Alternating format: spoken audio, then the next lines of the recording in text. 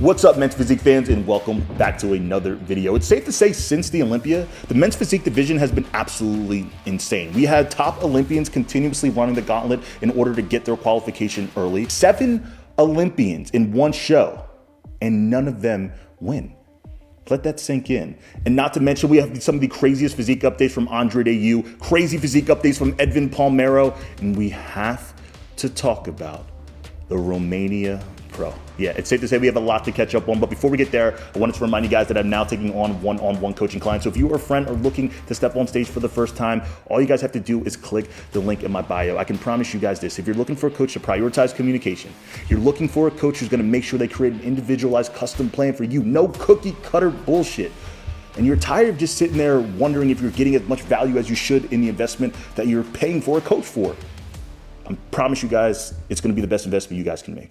All you guys gotta do is click the link in my bio, but now that I got that out of the way, I want you guys to sit back, relax, and enjoy this video. Grapevine, but I ain't hearing nothing great. No, they wanna take it all from me, so I give what it takes.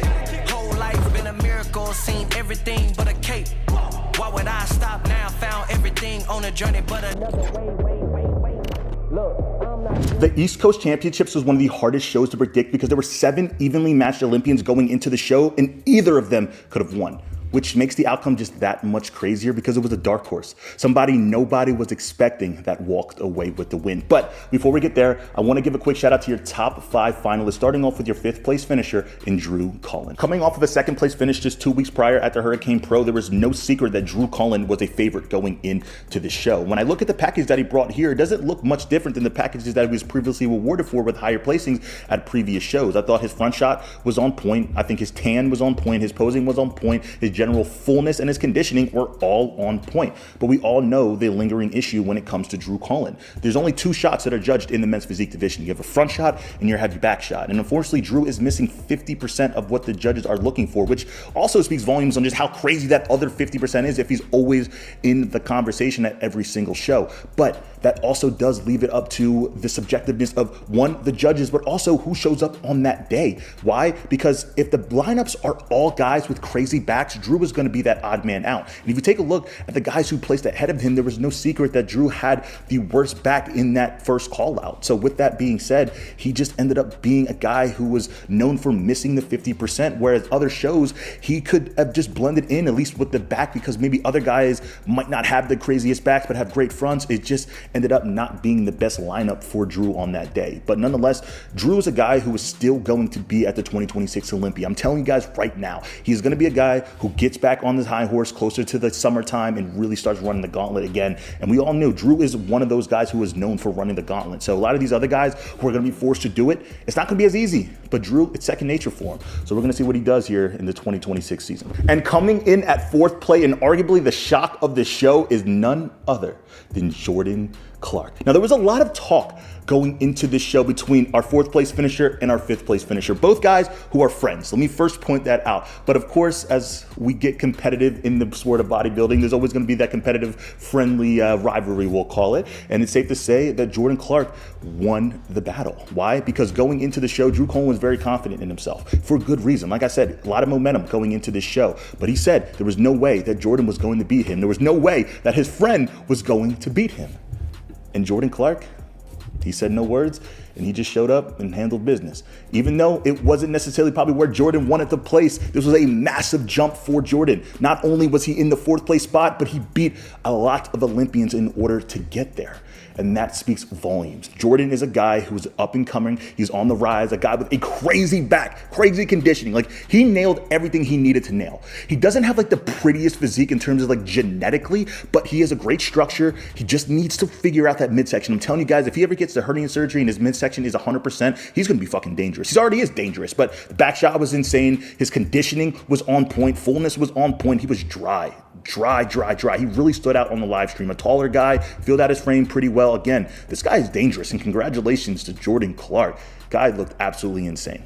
And coming in at third place, coming off of a win just 1 week prior at the Border State Championships, is none other than Jason Hugh. Now, Jason had one of my favorite physiques of this day. I thought he was full. I thought he was conditioned. I thought he had the best balance from front to back. I think his posing was simplistic, but also still dominant on that stage. He looked like a veteran on that stage, and the fullness really just stood out to me compared to everybody else. But coming in at third place is none other than Jason Hugh. And coming in at second place is the 2025 Olympian in Alex Rogers. Now, I think this was the best package that Alex has brought in over the last 2 to 3 shows. Now, this wasn't the best version of Alex, but this was a significantly improved version of Alex than what we've just seen from the Olympia. Alex does need to continue to fine tune a little bit more. I don't know what it is, like maybe a little bit more detail through the midsection, definitely a little bit more density through the back. We all know Alex can improve. Like, we have witnessed him improve dramatically over the last 3 seasons as a men's physique athlete, coming a guy who was in the second, third call outs to now consistently being in the conversation to win at any show. He just needs more time. That's it. I mean, he's good enough to be at the Olympia. He will be at the Olympia. He's now at the top of the point standings, but it doesn't change the fact that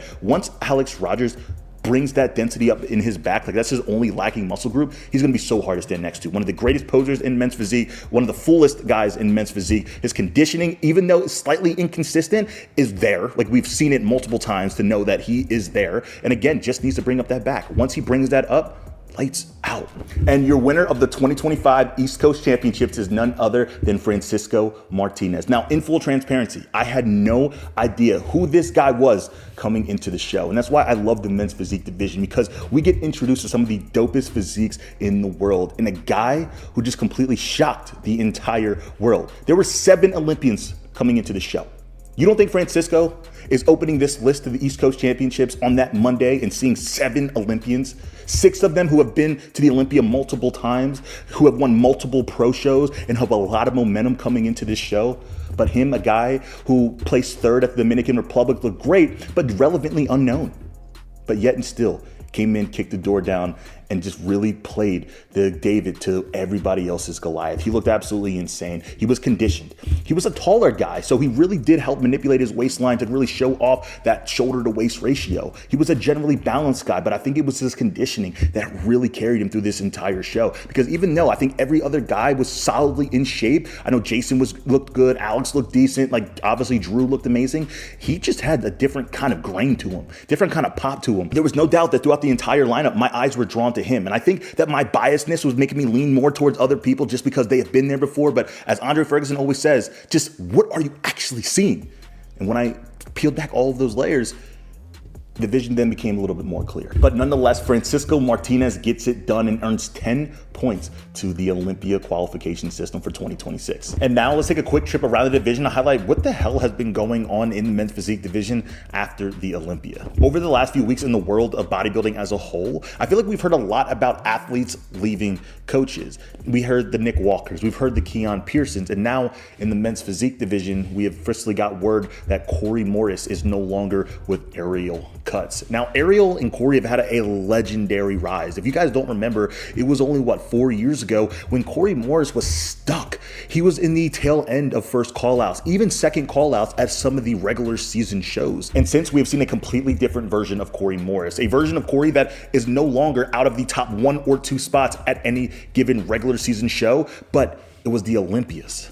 That was always the biggest question mark. We knew Cory Morris was dominant. We knew that he was going to win almost any show that he goes into. But the question is he going to move up at the Olympia? And over the last couple of years, that has not been the case. Now, when he was with Ariel, you have seen him get his highest placings ever. He has won the Arnold Classic, and he has also moved up to the 6th place spot at the Olympia, which is like no small feat, absolutely insane. But I think we all agree, when we look at Cory Morris, it's not like he needs to grow muscle. It's not like he needs to really fix his posing. There's not much he can really do to his physique to really bring something different. He can downsize and he can maybe put on a little bit more muscle, which he probably doesn't need to do, because then they're going to give him the same feedback that he probably got after this Olympia, that he was just simply too big. So the question mark we've always asked, especially on this channel, was what's the next iteration of Cory Morris? Like, what does he need to do in order to move up at the Olympia? And it seems like he wasn't getting those answers, or yet he wanted to try a different approach. In one athlete, 8 professional wins under one coach. Insane. But also an Arnold Classic, and also multiple top finishes at the Olympia. Again, Cory Morris, if you hung it up today, would already have a legendary career. Already cemented. One of the GOATs of men's physique. He would have to be considered, top 15 in men's physique right now. But he's not finished and he's not satisfied. He wants to continue to move up. And there's been a lot of talk about how athletes leave different coaches and is it justified or is it not? And even though they've had a lot of success together, right, sometimes there might be needed just a different approach in order to get him to the new chapter of Cory Morris. We've seen it when he invested in Ariel, and Ariel has helped get him to the level that he's at now. But now he feels stuck again, and maybe he's making a new investment to look elsewhere. But all I know is this: the one thing that I love about this separation is the fact that both did it amicably. It wasn't any bad words. It was just something that one came to an agreement and the other one respected, and they go on their way. And that's what true professionalism looks like. Over the last couple videos, we talked about who was the greatest men's physique athlete of all time. And in the comment section, there was an overwhelming majority of you guys who were arguing for Ryan Terry and Brandon Hendrickson. But if you guys remember, it was just 1 year ago where it was generally universally discussed that Jeremy Buendia was the GOAT of men's physique. And the main reason for that was because that he had 4 titles. And in a recent video, we heard a conversation between Ryan and Jeremy, and they discussed how Jeremy would feel if one day Ryan actually beat his record. And keep in mind, this is coming off of an announcement just a week ago where Ryan Terry said that he is coming for that record. Let's take a listen. If there's anybody that is going to beat my record, I want it to be you. I appreciate that. You deserve it. Thank you. You know, I appreciate that, mate. And that takes a lot because as a competitor, you want to hold that. I do. So it must take a lot to say. And I trust me, I don't want you to beat it, but if there's going to be somebody to do it, you're the man to do it because, you know, you're real. This is what I'm talking about. This is sportsmanship. This is 2 champions still having that competitive edge, but showing you guys much respect. You got to understand, Jeremy does not want Ryan to take the record because that would just eliminate Jeremy from ever being in the GOAT conversation. Because forever, if Jeremy has the most titles, he will be looked at in some's eyes, in maybe even most eyes, that he is the GOAT because he has 4 and nobody else will ever have that, or at least doesn't have it yet. But if Ryan gets it, it's safe to say he is undisputedly the greatest men's physique athlete of all time. I currently even think he is the greatest men's physique athlete of all time. But this is what I'm talking about, man. And honestly, we talked about it. It's 2 more. It's 2 more. It feels like a lot. And you know how much men's physique can change. We've seen it shift dramatically in the 2025 season. But I do think Ryan Terry, I think he can get it. I think he can get it. Andrei Deiu might just be one of my favorite men's physique athletes in the world. After a 7th place finish at the Olympia, after taking 2 years off of competing, it's safe to say that he completely shocked the entire world. And now with this physique update that he just posted on Instagram 1 week out from his show, yeah, Andrei Deiu is not fucking playing around. This is my favorite physique in men's physique. I love how big his arms and shoulders are, but also it not necessarily taking away from his physique because I feel like the waistline is perfect. I feel like the chest, even though this is the one thing I think Andrei Deiu can fix a little bit. Here in this update, I don't think he needs to fix anything, but the one thing I'll notice on stage that he is so wide that when he opens up, I feel like sometimes it like flexes or just, I don't know, like flattens out his upper chest. And if he could just fix that, like the one thing that I feel like is a chink in Andrei Deiu's armor, because I think his back is insane. I think he fixed his posing. I think his look in general, his muscle fullness is on point. I really think if he can nail just not engaging his chest in his front shot, he's going to look absolutely insane. But honestly, I don't think there's anybody on this list who can touch Andrei Deiu. I don't think anybody at the Romania Pro is going to be able to stand next to Andrei Deiu and give him a run for his money. I know there's Olympians on this lineup. I know there's guys who are coming off of pro wins on this lineup, but nobody looks like Andrei Deiu.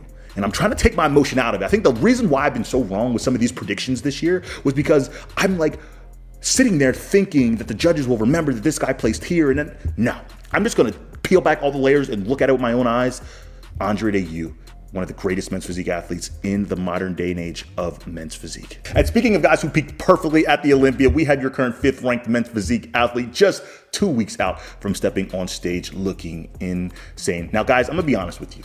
Really before this year, and maybe just before this update, I have seen the Edvon Pomero updates leading into the show, and I have never been overly impressed. Now, I love his muscle fullness. Again, I think he's just a bigger guy, and I've always been just like a fan of guys who just have density. But at the same time, I just have never been overly impressed with like the detail and what seemingly was the conditioning. Now, granted, there was a lot of like, you know, edits in the photos and stuff, so I always maybe try to take it with a grain of salt, but I don't think Edvon Pomero's physique updates actually do actual justice from what he looks like on stage. I really think Edvon Pomero somehow looks better on stage than what he does in physique updates. Edvon Pomero is just one of those guys that I consider an exposer, a guy that is really hard to stand next to because his detail and his conditioning. Now, he might not have the best back, but he always has like enough. Like his back is enough to be in the conversation. And then his front shot is money. I mean, it's just dominant. One of the greatest front shots in men's physique currently. You know, and I think that's a big reason why he's currently 5th in the world today. Edvon Pomero's update looks insane. He's going to go into this show. I don't care who's in the show. He's going to win this. I would love to see him go against Vitor Chavez. I think that battle would be epic, especially in the same country. But all I know is this. If Edvan shows up, the best version of Edvan, it's over for everybody. And now that you guys are caught up on all things men's physique, I want to take a quick second to thank each and every single one of you guys for the consistent love and support on this channel. If you haven't already, make sure you smash the subscribe button, and not to mention turn on your post notification bell so you're notified at every new upload. I'm looking at you guys comment too, so make sure you guys comment, finish the conversation. I will comment back, and I might have to just argue with you guys just a little bit. And not to mention, if you guys are still looking for a coach, make sure you click the link in my bio. I love you guys. I appreciate you guys. And until the next video, peace.